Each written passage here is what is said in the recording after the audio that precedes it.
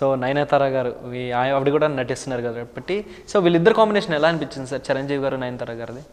చిరంజీవి గారు ఇప్పుడు చిరంజీవి గారు మారిన ఏదైతే ఈ సినిమా కోసం స్ట్రక్చర్ అంతా చేంజ్ చేసుకొని వర్కౌట్స్ చేసి బాగా స్లిమ్ అయిపోయి అసలు చాలా ఆయన ఆ గ్రేస్ ఎక్కడ తగ్గలేదండి. మీరు చూడండి, ఆ డ్యాన్స్లో కానీ, ఆ ఫేస్ చార్మింగ్లో కానీ, ఆ కాస్ట్యూమ్స్లో కానీ ఎక్కడ ఒక నార్మల్ యంగ్ హీరోలానే ఉన్నారు. ఎక్కడ తేడా ఏం లేదు చూడండి. ఆయన రికార్డ్ కూడా బ్రేక్ చేశారు కదా సార్, వేవ్స్. ఆయన డ్యాన్స్ స్టెప్స్లో రికార్డ్ బ్రేక్ చేశారు, గిన్నిస్ రికార్డ్ బ్రేక్ చేశారు, అండ్ చాలా సినిమాల్లో పద్మభూషణ్. సో ఇవన్నీ ఆయనకి ఎంత చెప్పుకున్నా తక్కువే సార్, చాలా తక్కువ. 28,000 స్టెప్స్ వేసి గిన్నిస్ బుక్ ఆఫ్ వరల్డ్ రికార్డ్స్లో స్థానం పొందారు. బహుశా మిమ్మల్ని కూడా మనం అక్కడే కలిసాము. అక్కడే కలిసాను సార్. అవునవును.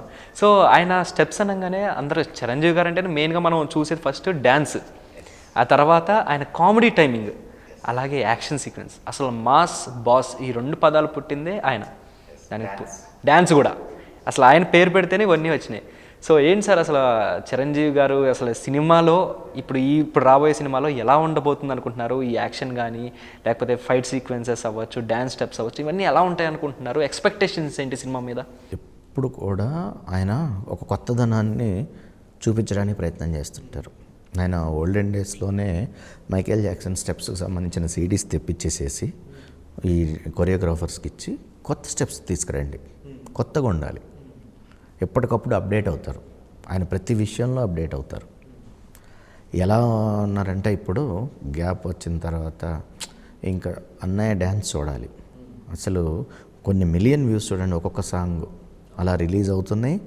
200 మిలియన్సా? ఏంటండి ఇది? ఏ హీరోకి లేని ఫాలోయింగ్ ఒక చిరంజీవి గారికే ఉంది. మీరు చూసినట్లయితే ఎంతోమంది హీరోకి అభిమానులు ఉంటారు. అభిమాన సంఘాలు మాత్రం ఒక చిరంజీవి గారికి ఉంటారు చూడండి. వాళ్ళు ఒక ఎక్కడికక్కడ అభిమాన సంఘాలు ప్రపంచవ్యాప్తంగా ఉంటారు. ఏ హీరోకి ఉండరు, ఒక్క చిరంజీవి గారికి మాత్రమే ఉంటారు. సో ఇప్పుడు ఇది 500 crores రీచ్ అయిందంటే చిరంజీవి గారి ఫస్ట్ సినిమా 500 crores రీచ్ అవడం ఇది నిజంగా ఒక వండర్ అని చెప్పచ్చు. అవుతుంది. అన్ని రికార్డ్స్ చిరంజీవి గారి మీద ఉన్న ప్రతి రికార్డు నేను ఎక్స్పెక్ట్ చేస్తున్నాను ఈ సినిమా బ్రేక్ చేస్తుంది అనుకుంటున్నాను. ఎందుకంటే సంక్రాంతి అనగానే ప్రతి ఒక్కళ్ళు కూడా ఒక పండగ వాతావరణంలో అందరు కూడా వెళ్ళిపోతారు, ఊళ్ళకి వెళ్ళిపోతారు. ఇప్పుడు ఫర్ ఎగ్జాంపుల్ మనము హైదరాబాద్లో ఉన్నాము, మామూలు అప్పుడు సినిమా చూడలేని పరిస్థితి. ఇప్పుడు వీళ్ళందరూ ఊళ్ళకి వెళ్ళిపోయారు.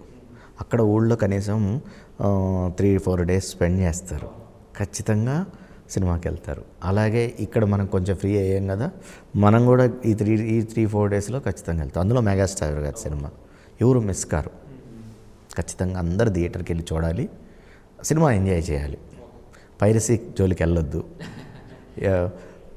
డైరెక్ట్గా సినిమాకి వెళ్ళి ఎంజాయ్ చేయండి. Super sir.